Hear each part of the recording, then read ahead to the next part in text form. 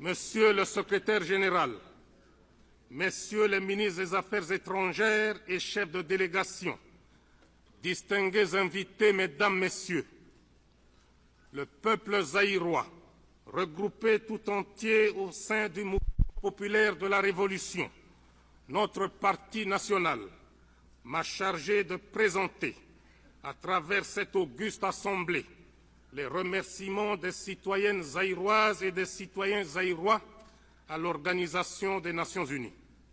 Si une infime minorité des pays membres de cette organisation avait refusé de participer à l'opération Congo à l'époque, la grande majorité a cependant mis spontanément des troupes à sa disposition ou est intervenue financièrement pour cette opération, ce qui a permis de maintenir la paix, l'unité et l'intégrité du territoire national.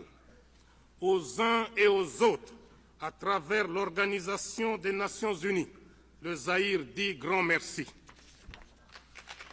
Les uns et les autres voulant avoir une influence déterminante sur nous afin d'être maîtres de nos importantes ressources naturelles. Les uns voulaient nous recoloniser économiquement, tandis que les autres voulaient nous dominer idéologiquement.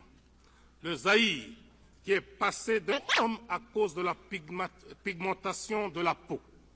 L'Afrique est un continent qui a subi les plus grandes humiliations de l'histoire.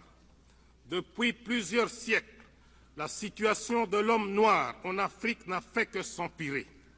Sous prétexte qu'ils étaient venus en Afrique pour nous civiliser, les premiers Blancs, pionniers de cette civilisation, commencèrent par vider nos pays respectifs de leurs substances fondamentales, notamment dans la pratique honteuse du commerce des esclaves. Et déjà à cette époque, les chefs de file étaient des Portugais. Nos ancêtres n'étaient pas considérés comme des hommes, ni même comme des êtres qui ont l'intelligence et les sentiments, mais comme des amas de muscles à qui on demandait des efforts mécaniques, comme on en demande au cheval, au buffle, à l'âne ou au bœuf.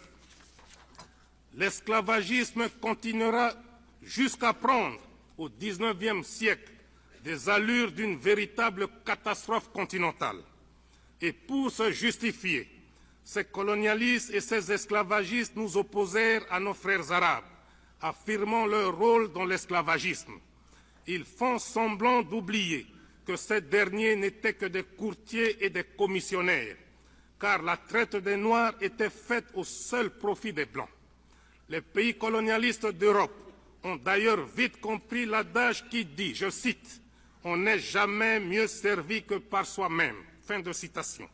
C'est ainsi qu'en 1885, les grands négriers d'appropriation pure et simple des territoires d'Afrique par ces négriers. Le noir n'a plus à échapper au razzia, car il perd tout simplement ses droits, sa patrie et sa liberté. Le processus de déshumanisation commence. Le noir doit abandonner sa personnalité, ses structures mentales et sociales, en un mot, son authenticité. Des arguments pseudo-scientifiques ne manquèrent pas pour justifier cette entreprise de déshumanisation tout en traitant le noir